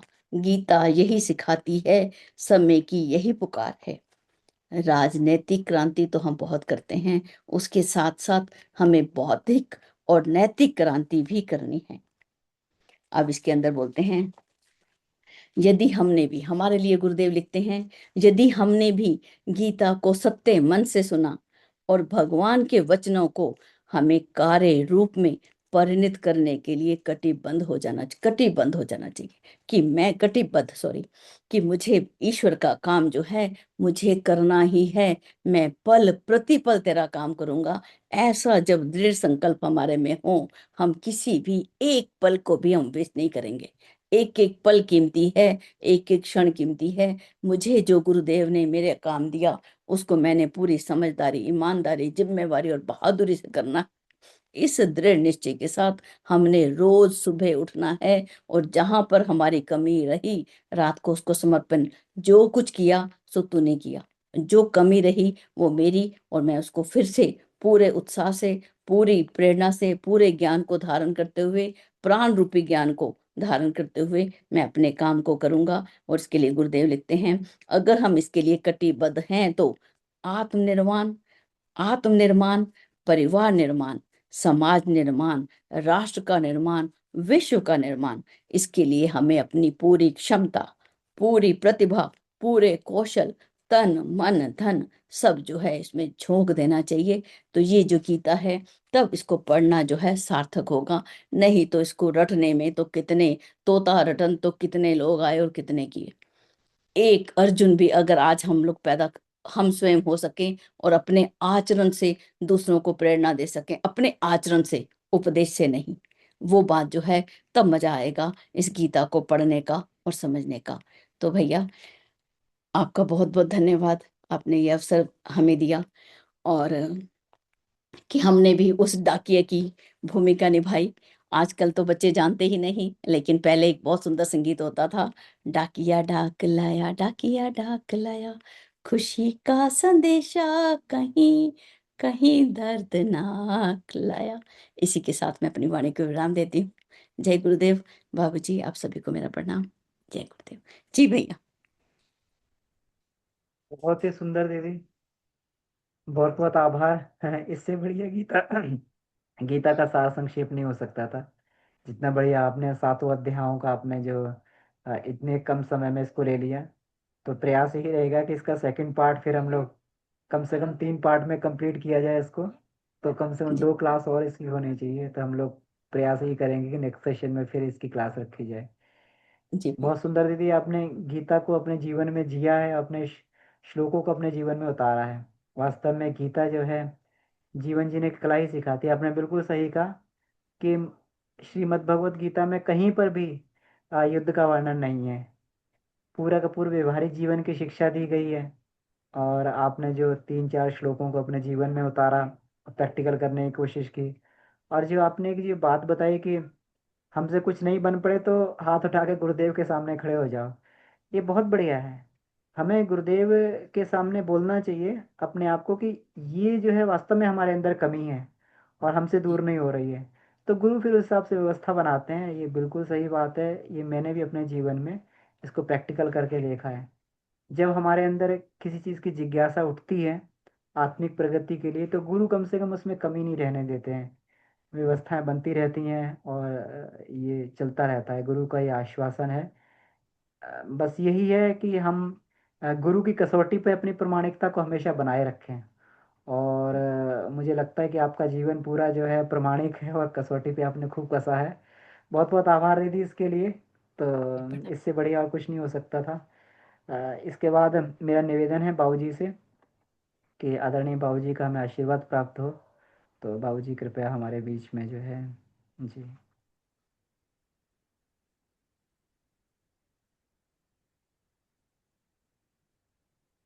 जी किरण दी प्रणाम। अमन जी प्रणाम। जी सभी बाबूजी प्रणाम। पार्टिसिपेंट्स को प्रणाम। तो शानदार कक्षा इनका। देखिए, अनुभवी जो जीवन जिया रहता है तो वो उसके लिए शास्त्र लगता है कि सब पचा पचाया है। थोड़ी सी भी आत्म साधना कर लिया जाए तो उपनिषदों को पढ़ने में लगता है कि ये सब बिल्कुल सरल है, सहज है। तो स- सबके लिए गतिशील, और भारत के लिए तो गीता प्राण है। शपथ भी लिया जाता है, गीता की शपथ लेकर कहता हूँ। वेद, वेदांत, उपनिषद, गीता, इन चारों को स्वाध्याय की सामग्री कहा गया। आत्म विषयक किसमें अधिक। वेद में चूंकि समग्रता है, इसलिए उसमें खेती बाड़ी गृहस्थी सारी विद्याएं दी गई है, लेकिन उसमें आत्मिकी भी है। जैसे 40वां अध्याय यजुर्वेद का पूरा ईशावास्य उपनिषद है वो। तो अपरा और परा, दो चीजों का जो अंतिम, जिन्होंने 7वां अध्याय कहा कि मेरी प्रकृति दो है, तो अपरा के लिए बढ़िया साहित्य क्या है, वेद है। और परा के लिए उपनिषद है। अब रहा है कि उपनिषद में भी 108 है, बहुत सारा विशाल कलेवर हो जाता है। तो जितने भी तरह के दुख कष्ट हैं जीवन में अमन जी, उसका समाधान हमें मिलेगा उपनिषद से। अर्जुन ने चूंकि जितने प्रश्न किए तो उसके उत्तर में देखेंगे कि उपनिषदों से ही शहद टपका के ले आए। मधु सूदन, मधु नामक राक्षस को भी मारे थे। मधुसूदन का एक अर्थ है, एक विद्वान ने बताया कि जो उपनिषदों के मधु को दूहता है। तो हर एक गीता के अंत में ब्रह्म विद्या से उसमें दिया गया है, उपनिषद सु गीता से उसमें है। तो सारे उपनिषदों का सार तत्व है। तो विश्व की सारी समस्याओं का समाधान, खास करके जो आध्यात्मिक है, दुख कष्ट, तो इसका समाधान का रास्ता कुल्लू उपनिषद में। हम चाहेंगे अमन जी की आज के प्रश्नोत्तरी को देखा जाए। जी बाबू जी। जी, तो इसमें वीरेंद्र प्रसाद यादव जी का प्रश्न है। हम्म। बहन जी प्रणाम, बहुत ही अच्छी प्रस्तुति, धन्यवाद। स्थित प्रज्ञ जब उदासीन रहता है तो कैसे सदैव प्रसन्न रहता है, कृपया प्रकाश डाला जाए। अब देखिए इसमें आचार्य जी, चलिए तो इसमें ये तो पूछे गए हैं बहन जी से, तो किरण दी आई है स्क्रीन पर, जिनसे पूछा जाए वही उत्तर दें। बाबूजी ठीक, आप ही दीजिए। जी बाबूजी। ठीक है। देखिए इसमें क्या प्रश्न था इनका, अमन जी। आचार्य जी का प्रश्न है कि स्थित प्रज्ञ में जब उदासीन रहता है तो उसमें कैसे रहेगा, प्रसन्न तो प्रसन्न उदास हो। कैसे रहेगा। तो यहाँ उदासीन का मतलब मुंह लटका के बैठना नहीं, न्यूट्रल गियर में रहना। तो उसको साक्षी भाव को उदासीन कहते हैं। जैसे सुषुम्ना में स्थित रहना, तो सुषुम्ना एक परम सुख कहलाता है। बाह और जैसे दर्शक मान लीजिए, तो दो प्लेयर खेल रहे हों, तो दो पहलवान लड़ रहे हों, दो प्लेयर खेल रहे हों, तो यदि हम पक्षपात दृष्टि से देखेंगे किसी खास, तो उसमें हम खेल रहे होते हैं तो उसके सुख दुख अनुभव करेंगे। तो वो अलग हो गया सुख दुख। जहां भी दाव मारेगा ये, जहां ये जीतेगा, चौका छक्का क्रिकेट में कहीं इसका पक्ष भारी पड़ा तो उछलने लगेंगे, लगेगा कि कुर्सा कुर्सी तोड़ दी, बगल वाले का भी ख्याल नहीं रखे। और जहां ये असर तब पड़ेगा जबकि हम उसके साथ अटैच हो जाते हैं। तो इसे कहा गया ईड़ा पिंगली में पिंगला, इसमें जो बात कहा कि गर्म नाड़ी और ठंडी नाड़ी, चंद्र सूर्य, तो ये कहा गया, इसको कहते हैं सुख दुखात्मक। और योगी अस्थित प्रज्ञ क्या होता है कि वो सुषुम्ना में रहता है, वो अंपायर अंपायर वाला ड्रेस में रहता है और देखता है, दोनों खेल को देखता है और खेल भावना को देखता है। तो दोनों पक्षों में से जो भी अच्छा खेलेगा उसको, वो हारेगा तभी जा करके वो उसको पीठ थपथपाएगा कि आपने अच्छा खेला और आप इसके हकदार थे। और जीतेगा तभी उसको जाकर के आपसे खेलने में कुछ और ही अगली जीत आपकी होगी। तो इस तरीके से न्यूट्रल रहने का आनंद ही अलग है। तो ये परम सुख कहलाता है। सुख दुख के परे परम सुख, तेहि बीच रहा समाई, तो सुषुम्ना को कहा गया है अस्थित प्रज्ञता। जी। तो भगवान बुद्ध है कि हंसी ऐसे नहीं थे जो संसारी लोग हंसते थे, चिघाड़ करके कि टोला मोहल्ला को जगा दिया। बुद्ध की एक हल्की भीतरी मुस्कुराहट थी, बराबर ही आत्मा में प्रफुल्लित रहते थे, सौम्य शांत। और ये तो ठाका लगा के हंसना अलग चीज है, और कीप स्माइलिंग उसमें अंतर अंतर की प्रसन्नता है। जी, कुछ क्लियर हुआ होगा अमन जी। जी बाबू जी, बहुत क्लियर हुआ। हाँ, हाँ, ठीक है।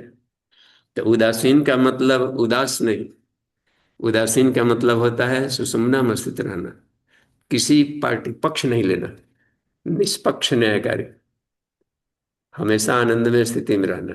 हम्म। शांति में आनंद में स्थिति को हमेशा बने रहने को ये कहा जाता है उदासीन, न्यूट्रल गियर। जी।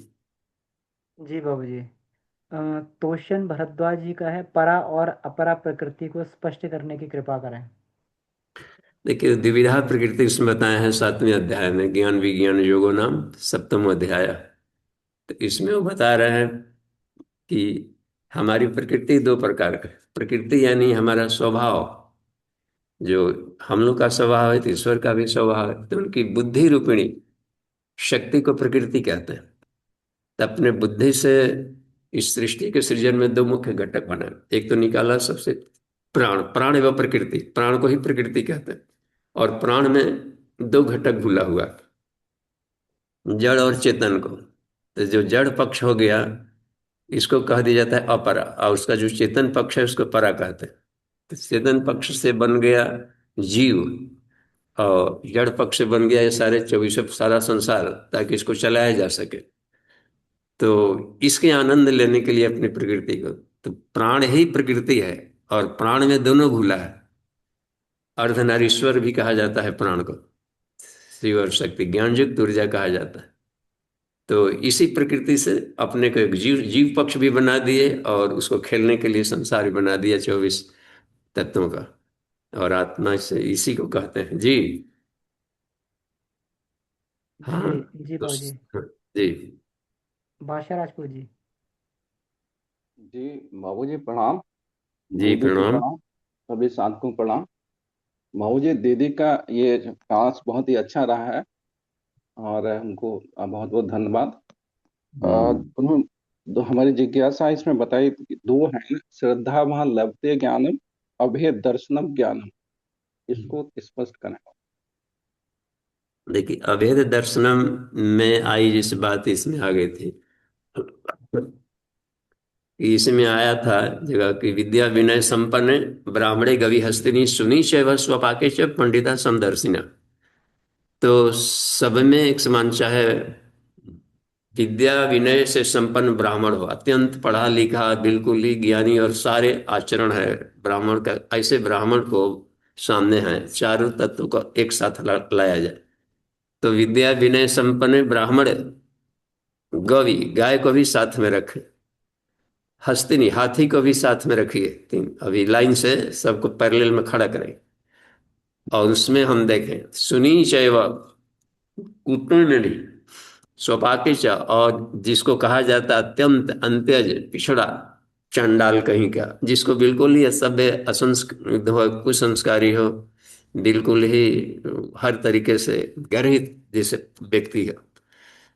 तो इनमें पंडिता समदर्शिना, जो सब में एक समान ईश्वर को देखता है, क्योंकि इसमें बता दिया है कि सभी जीवों के हृदय में मैं रहता हूं। तो वो वहां पर उसकी योग्यता वगैरह नहीं देखेगा, वो तो अपने स्वभाव के अनुसार वो पढ़ लिख रहे हैं, पूजा पाठ कर रहे हैं, तत्व ज्ञान ब्रह्म ज्ञान कर रहे हैं, ये उनका नेचर है, स्वभाव है। चातुर्वर्ण्य में श्रेष्ठम इसमें बात आ गई थी आज की कक्षा में। तो वो रह गई अपने स्वभाव के अनुसार है, और कोई गर्हित है तो यदि वो अपने पंचकोशों का विकास नहीं किया तो ऐसा कर रहा। लेकिन उसमें एक कॉमन फैक्टर है सब में, आत्मा है सब में बस, और उस आत्मा के भीतर में वही ब्रह्म जो हमारा इष्ट है, सब में वही बैठा हुआ। तो उस तरीके के समदर्शी जो होते हैं उसको कहते हैं अभेद दर्शनम। और यह ज्ञानी ही ज्ञानी कहलाएगा। जब तक से अभेद दर्शन नहीं है, हर में ईश्वर को सर्वव्यापी नहीं देखे, तब तक से हमारी ज्ञान की यात्रा है, और दुख भरा हुआ जीवन रहेगा और कष्ट मिलेगा। तो इसमें कहते अभेद दर्शनम। और श्रद्धा मान, इस ज्ञान को कौन पाएगा? जो आदर्शों के प्रति प्रेम रखता हो, और आदर्श का समुच्चय ईश्वर है। तो ईश्वर के प्रति जो अपना समग्र समर्पण करता है श्रद्धावान है। आदर्शों के प्रति अटूट प्रेम को श्रद्धा कहते हैं। अच्छाइयों से इसको प्रेम होता है, तो उसका पुंज है ईश्वर। तो वो इस तरीके से बात करेगी कि जो समर्पण होते हैं गुरु के प्रति, ईश्वर के प्रति, वो मूर्ख भी हैं तो भी वो बाचाल बन जाएंगे। जी टूटा है, देखिए हैंडीकेप्ट हमारे सारे हैं, परमानेंट हैंडीकेप्ट होते हैं भी, पहाड़ी पर पहुंचा देते हैं हर साल वहाँ क्लासेज लेने के लिए। तो ईश्वर के प्रति समर्पण जिनको है, वो ईश्वर भर देगा, उसमें प्राण डाल देगा। अब अंगद और रावण को हरा दे रहे हैं शास्त्रार्थ में। इसका मतलब है कि अंगद हनुमान का सब है, समर्पण है राम के प्रति। तो इन्होंने योग क्षेम माम उसमें बैठ करके उसको माध्यम बना लेता। बैल समर्पण कर दिया, शिव जी वाहन बना लिए, नंदीगण बन के सब पुजा रहे। पहले वही पुजाएगा तब मंदिर में जाएंगे, तो जाते समय पहले वही रहता है, बैल वही रहता है। भक्त है, समर्पण किया हनुमान जी, पहले हनुमान जी पुजाते हैं, वो बाहर दुआरी पे वही रहते हैं, भीतर में अपना देखे सेवा। तो यह रहता है, कमाल की बात है कि भक्त भगवान से भी अधिक प्यारे हो जाते हैं, क्योंकि उसमें कण कण में वो बैठे रहते हैं। तो ये है श्रद्धावान लभते ज्ञानम। ज्ञानम जी यहाँ बाबू। पर आत्म तत्व से है। जी। धन्यवाद बाबू, धन्यवाद। धन्यवाद। आगे स्वाध्याय से कहीं से भी प्रश्न हो? गीता से आज जितना हुआ 7 तक का प्रश्न करें, या आज लेना था जो समग्र, तो समय के साथ में 700 श्लोकों का सार तक इन्होंने अंतिम वाला श्लोक को बता दिया।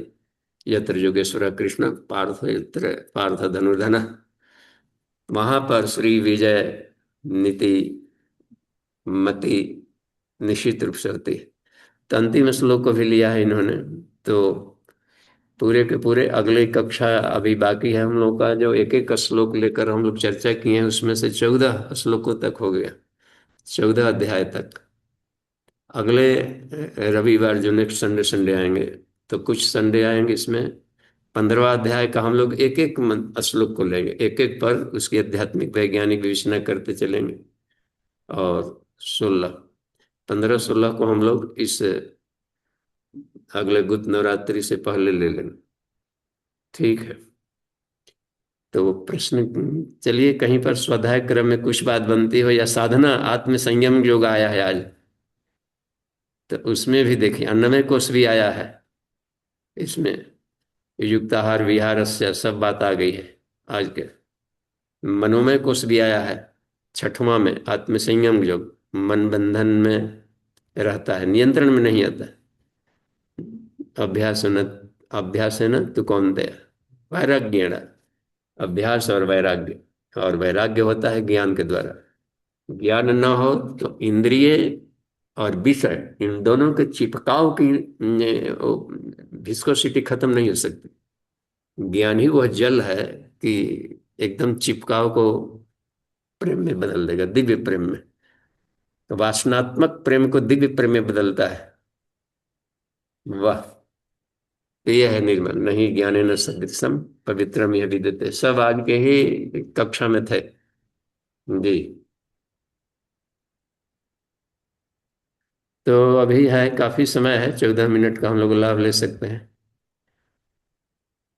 अच्छा, गीता हम मान ले कि ये है, हमको लेके प्रश्न, तो 18 अध्याय में से कम 18 श्लोक तो याद होना ही चाहिए। हम भारतीय हैं तो हर घर में गीता है, फिर भी खाली उसको प्रणाम भर होता है, धूल गर्दा झाड़ के रख देते हैं। और कहीं कहीं पर भक्त लोग हैं तो पारायण भी हो रहा है, श्री कृष्ण का मंदिर है, कहीं कहीं पे इस्कॉन हो रहा है, तो वहां पर देखिए पारायण हो रहा है, पाठ हो रहा है। लेकिन एक खास लोगों के लिए नहीं है गीता। भारत के हर व्यक्ति के लिए गीता है। जो क्रांतिकारी स्वतंत्रता सेनानी रहते थे, उसके पॉकेट में कुछ भले मिले न मिले, गीता जरूर मिलता था। वही युद्ध बात बताई, अधर्मियों से युद्ध करो। तो ये है। और निर्लिप्त, ऐसा कि इसमें तुलिप ना, कर्म संन्यास, गीता का संन्यास अलग है। और जो संन्यास के नाम पर प्रचलन था कि छोड़ छाड़ के भाग गया, घर द्वार छोड़ दिया सब, वो अलग था। कृष्ण ने संन्यास की परिभाषा बदला कि असली संन्यास होता है कर्म संन्यास। तुमको कर्म करते हुए ईश्वर मिल जाए, और कर्म तुमको बंधन में न बांधे। ये 5वां अध्याय पूरा पूरा कर्म संन्यास है। कैसे करो? योग युक्तो विशुद्धात्मा विदितात्मा जितेंद्रिय सर्वभूतात्मा भूतात्मा कुर्वन् अपि न लिप्यते। वाह, इस भाव में मेंटल स्टेट ऐसा रहा। यह ब्रह्मणी आधाय कर्माणि उसके 10वें में है। संयम त्यक्त्वा करोति यः स न लिप्यते पापे न, पाप में भी लिप्त नहीं होता है। पद्म पत्र में ऐसा, कमल की पत्तों की तरह। तो इस आधार पर देखिए स्वतंत्रता सेनानी शहीद हो गए, अमर बन गए, अमर हो गए, अमृत शिवत्व को पाए सब। मिलिट्रियों के कैंपिंग में हम गए थे, दानापुर उनका कैंट है फौजियों का, तो वहां पर लिखा हुआ था मृत्यु ही मोक्ष का दरवाजा है। वाह, बड़ा शानदार मतलब ये प्रेरक। बाकी मौत से डरवाते हैं लोग कि बाहर इधर जाकर मर जाएगा, वहां के मृत्यु ही मोक्ष का दरवाजा। तो ये है। तो वो कैसी मृत्यु थी? राष्ट्र के लिए मृत्यु थी, सुसाइड वाली मृत्यु नहीं थी इसमें। पूज्य गुरुदेव का एक साहित्य है, मरे तो सही, मरो, मरने से कौन रोक रहा है? रुकने से तो मरेगा ही मरेगा, रजाई ओढ़ करके जहर पी लेगा, अब क्या किया जाए? तो मरो, लेकिन बुद्धिमानी से मरो। ऐसे मरो कि आने वाली पीढ़ियां भी तुमको याद करें। कुछ करके मरे यार, मरना ही है तो कुछ अच्छा काम करो और मर जाता है। तो ये है स्वतंत्रता सेनानी था कि कम उम्र में खुद ही राम बोस वगैरह, देखे कितने इसमें सारे अपने गुरुदेव ने अपने संस्कृति संजीवनी में स्वतंत्रता सेनानियों के महापुरुषों को उदाहरण दिया है काफी, कि वो किस तरीके से, पहले ही अध्याय में दिया है उन्होंने। जी, तो कुछ प्रश्न ढूंढिए अमन जी। बाबूजी, जो ये समत्वम योग उच्चते की बात कही है कि यही उच्च कोटि का योग है, तो अपने इसमें पूरे इसमें ये सब करते हुए, संसार में रहते हुए भी समत्व की स्थिति को कैसे बनाए रखा जाए? हाँ, और इसमें देखिए समत्वम योग उच्यते, ये जो बात कही कि अब कर्म में एक बात, कर्म करने में तुम्हारा अधिकार है, ठीक, तो कर्म करना ही में तुम्हारा राइट है, फल में राइट है नहीं। एक हो गया एग्जामिनर, एक हो गया स्टूडेंट, एक होता ना एग्जामिनी एग्जामिनर, परीक्षा देने वाला परीक्षा लेने वाला। तो परीक्षा देने वाले को इतना ही राइट है कि एग्जामिनेशन हॉल हम बैठे ना बैठे, इससे अधिक उसका राइट नहीं है इसमें कि हमको एग्जाम दे कि न दे। उसका भी है राइट, हमारा मन एग्जाम नहीं देंगे भाग जाएंगे, या फिर एग्जाम देंगे, नंबर पर अधिकार नहीं है, उसका परिणाम पास होगा कि फेल होगा, और वो एग्जामिनर का है जो दिया है। तो हर परिस्थितियां हम लोग के जीवन में जो भी आती है, वो ईश्वर हमारे सामने एक अवसर देता है कि इसको तुम फाइट और फ्लाइट, तुम इसको निपटो या भागो। निपटोगे तो ये बात बन सकती है, श्रेय तुमको मिलेगा, युद्ध कर स्वर्ग कर होगा, स्टाइल पदम मिलेंगे, प्रशंसा होगी, तुम्हारे पीछे लोग संसार चलेगा, इसके नहीं। तो यह बात बनी, तब ये रहा गई इसमें कि समत्वम योग, तो समत्व में स्थिर होकर करना, यानी आत्मस्थित अस्थित प्रज्ञ को समत्व कहा है इसमें सिद्धि सिद्धि समो भूतवा समत्वम योग उच्यते, इसमें ये बात आई। तो ये सिद्धि या सिद्धि समो, इसका मतलब है कि स्थित प्रज्ञ होकर करना, भगवान का काम मानकर करना। हम अपनी सारी प्रतिभा सारा झोंक देंगे, कर्मसु कौशलम, सारी कुशलता झोंक देंगे जितना बढ़िया कर सकता है, क्योंकि ईश्वर के लिए करना। दादी माँ माँ यदि अपने पोतों के लिए नाती के लिए अब इनको स्वेटर बुनती है, तो देखिए उसमें प्यार भी है, सब भी है, सारी प्रतिभा है, सब सुंदरता उसमें डाल दे रहे, इनके लिए करना। तैयारियां होती है, कोई बड़े से समारोह होना है, बड़े अतिथि आने वाले हैं, उसमें कितनी सारा आदमी प्रतिभा झोंक देता है, लेकिन सिर्फ दूसरों के लिए करना। तो हमारे सारे काम जब ईश्वर के लिए होते हैं इसमें, तो वो समत्वम योग है, क्योंकि वही सम है जो हरि व्यापक सर्वत्र समान है। तो सम यानी जो हर जगह एक समान रहता हो एक पोटेंसी में, उसको ईश्वर कहता है। तो ईश्वर के लिए कोई काम करेंगे तो समत्व योग कहलाएगा। देखिए ये भी सरल व्याख्या है, कि नई प्रकाश मिला इसमें। जी, बहुत सुंदर, बहुत सुंदर। ईश्वर के लिए काम करेंगे वही सम हाँ, कहलाएगा। होगा बस। तुम हमारा काम मान कर कर, हम न कह रहे हैं कि युद्ध कर, तुमको इसमें पाप पुण्य क्या लगा। अरे तू फौजी है, कैप्टन का कि फायरिंग, अब कर। अब तो कह रही है हमारा गुरु, हम तुम्हारा गुरु हैं और तुम जानते हो बेस्ट फ्रेंड भी हैं तुम्हारा। जिसमें भला हम ही जान सकते हैं किसमें भला। तुम्हारी छोटी सी बुद्धि है, मोह ममता में फंस जाता है, क्या अगर धर्म अधर्म की जानकारी नहीं, तो उसको भी थोड़ी जानकारी थी। ऐसी बात नहीं है कि गुरु हत्या करने से पाप चढ़ता है, अन्य लोगों से तो कथा कहानियों ने सुन बैठे हैं। तो वो है, तो जी बाबू बलि ने भी गुरु जी, तज्जियो। धन्यवाद। जी, हम 3 हैंड रेज हो धन्यवाद। गए। हाँ, 3 हैंड रेज हो गए, हैंडरेज आ तो गया है बाबूजी। तो शुरू करिए। हाँ, हर्षा जी। प्रणाम बाबूजी। जी प्रणाम दी। अ, मैंने आदि शंकराचार्य की फिलोसॉफी में पढ़ा कि मरने के समय ज्ञान कुछ काम में नहीं आता है, भक्ति ही काम में आती है। तो ज्ञान का मतलब मेरे हिसाब से मैं ये समझती हूँ कि मैं आत्मा हूँ और मैं शरीर नहीं हूँ, वही एक ज्ञान है ना, सच्ची समझ। तो ज्ञान काम में नहीं आता है, भक्ति समझ में आती है। तो भक्ति किस प्रकार की होनी चाहिए इस समय, मरने के समय? क्या अमन जी? जी बाबूजी, दीदी कह रही हैं कि इन्होंने आदिशंकर आचार्य की फिलॉसफी में पढ़ा है कि मरते समय ज्ञान नहीं काम आता, भक्ति ही काम आती है। तो ये कैसे है? तो भक्ति। हाँ, तो वो ज्ञान ये सब काम नहीं आएगा। भक्ति मन ने हम हमारे हृदय में क्या धारणा थी, यम यम देखो, मर्त शरीर छोड़ते समय इसमें बात आई थी, यम यम आप स्मरण भावम त्यजति अंते कलेवरम, जब शरीर छोड़ता है तम तमय वेति कौन्तेय सदा तद भाव भाविता, जो उसमें भाव में रहा है, ईश्वर भाव में रहा है तो भीतर रहेगा, तो उसको समय गति आएगी, समर्पण। तो ईश्वर के प्रतिता हृदय में ईश्वर को लेकर के घूम रहा था, उठते बैठते चलते फिरते, तो उसी की सदगति होगी। और ये सब सारा ज्ञान विज्ञान संसार वाला है, सब यहीं रह जाएगा, क्योंकि उसको आत्मिक क्षेत्र में इसकी जरूरत नहीं होती। ये सर्वाइवल के लिए ज्ञान है यहाँ, यहाँ पर ये ज्ञान शब्द को लिया गया। जी जी बाबूजी। जी। हाँ, तस्मात् सर्वेषु कालेषु माम अनुस्मर, क्योंकि संस्कार में लेना है तो उठते फिरते चलते बैठते मुझका स्मरण कर। आगे बढ़ते हैं। सुशील त्यागी जी जी। बाबूजी प्रणाम। जी प्रणाम। बाबूजी अभी आप बता रहे थे ना कि वो एग्जाम में स्टूडेंट बैठता है, वो लिखता है, वो एग्जामिनर उसके नंबर देता है। तो जो निष्काम कर्म वाली बात है गीता के अंदर, तो जो स्टूडेंट बैठा हुआ है वो भी तो फल की इच्छा से बैठा हुआ है ना, कि मैं एग्जाम दे ही इसलिए रहा हूं कि पास हो जाऊंगा।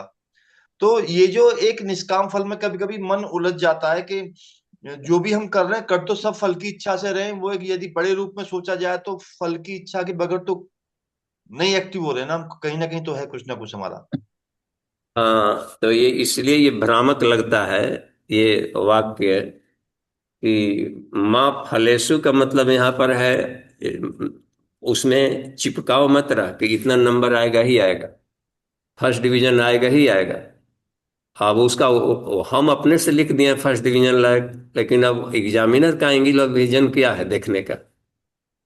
कम नंबर दिया इसका मतलब है कि इससे भी बेटर ढेर लिखा जा सकता है इस विषय में, जिसको दिया है तो वो उसको जानता है। तो उसमें हम चिपकाव करके सुसाइड न कर डालें कि कम आ गया, लोग क्या कहेंगे, इतना कम आ गया। हमने अपनी सारी क्षमता झोंक दी है, और मेहनत करेंगे, अगली बार और बढ़िया तैयारी करेंगे। लक्ष्य तो सामने रहेगा ही कि बना है, तो टारगेट को मूल्यांकन करने को मना ही नहीं है, उसको और बढ़िया से किया जाए, कहाँ पहुंचना है, किस लिए तैयारी करनी है, और सारी प्रतिभा भी झोंक दे। फिर भी रिजल्ट वो देगा जो कि एग्जाम ले रहा है, बस। तो रिजल्ट में कम आया तो उसमें हम उदास ना हो। जी जी जी। तो क्योंकि बस उसके ये। पीछे और काम करता है ना, ढेर सारे फैक्टर काम करते हैं। मान लीजिए कि हमने लिख दिया और बीच में जा कोई ऐसा कर लिया कि कोई चुरा करके हमारा गुद्दा निकाल दिया, अपना वाला भर दिया, उसमें ऊपर में तो नंबर रहता है, और ये बात बन गई। लिखते समय कुछ और बात, एग्जामिनर घर से झगड़ा करके आया है, कुछ और मूड में कुछ का कुछ कर दिया, देख लिया कहीं आया नहीं पकड़ा। तो हम अपने ढंग की, और हम बनना चाहते हैं कुछ, प्रकृति ले जाना चाहती है कुछ बनाने के लिए। तो बनना चाहते हैं डॉक्टर, अब प्रकृति आपको मास्टर बना दे कि उधर हमको काम लेना है। तो वो जानते हैं, ईश्वर ने हमें कहा जी। मैं उसको नहीं कह रहा हूं, मैं ये कह रहा हूँ कि अब हमारी इच्छा तो रहती है, फल की तो इच्छा रहती है, तभी तो हम आगे बढ़ते हैं वो किसी भी भौतिक फल क्षेत्र है, हो जाता है। फल, यहाँ पर ये ध्यान देना है कि फल नहीं, लक्ष्य की इच्छा रहे, पहुंचना कहाँ है, दोनों में अंतर है। अंतर क्या, वो लक्ष्य सारे है। जाल में उलझ जाते हैं, बाकी बात तो एक सी लगती है। क्योंकि हाँ, हमें हमें इच्छा बीए पास करना है, एग्जाम देना है। हाँ, इच्छा है कि अच्छा बने, ये हो जाए, स्वावलंबी बनने की इच्छा अलग है, और यही बने उसमें कंडीशन आ गया कि हमको यही यही बनना है, तब फिर वो उस कंडीशन को मोल्ड करने के लिए ढेर सारा ही करना पड़ेगा इसमें। जी जी तो जी। अब फिर भी परिणाम वांछित न आवे तो हम विचलित न हो, इतने भर के लिए माँ फलेसु कहा है। जी बाबू जी। ठीक है हाँ, बाबू जी। सिर्फ सिर्फ विचलन न हो, जी बाबू जी ठीक है। हिम्मत न चलिए। हारे बस। कैसे होता है पार्टी जो कि कुछ कम नंबर आया, कुछ कम जीत पाए, तो कहा कि हिम्मत मत हारिए, फाइट, अगला जीत आपका होगा, लगे रहिए। जी बाबू जी ठीक है। हाँ, ठीक है, प्रणाम बाबू। धन्यवाद। आशा दीदी। आगे बढ़। प्रणाम पिताजी। सभी छात्रों को प्रणाम। हाँ जी प्रणाम। तो किरण दी को बहुत अच्छा प्रस्तुति रहा। तो हम्म ये धर्म के बारे में वो बताएं कि व्यक्तिगत कर्तव्य और समाज के प्रति सुरक्षा का उत्तरदायित्व। तो ये कर्तव्य और कर्म पर प्रकाश चाहिए पिताजी। उसने है वो, धार्मिक अधर्म धर्माख्यंत परम तेन सहृदय, उसमें एक एव तु धर्मस्ति भद्रा निर्धारता इदम सर्वेभ्यश्च समानश्च। कर्तव्यम व्यक्तिगम शतत। हर व्यक्ति का एक अपना धर्म होता है, ड्यूटी। हमें क्या करना है? अपने स्वास्थ्य का ध्यान रखना है, अपने आप को जानना है। आपको ड्यूटी है ये कि हमको अपने आत्मा का विकास करना है, बच नहीं सकते, फिर बार बार सड़े जाएंगे यहाँ पर दंड। और दूसरा है संसार को हमें सुंदर बनाना है, ये सबकी ड्यूटी है। तो सामाजिक उत्तरदायित्व और व्यक्तिगत दान, इन दोनों को हमें निर्वहन करना है। ठीक है, समय पूरा हो गया है, शांति पाठ करें। जी किरण दीदी, निवेदन है, कृपया शांति पाठ के साथ आगे कक्षा को समाप्त किया जा सकता है।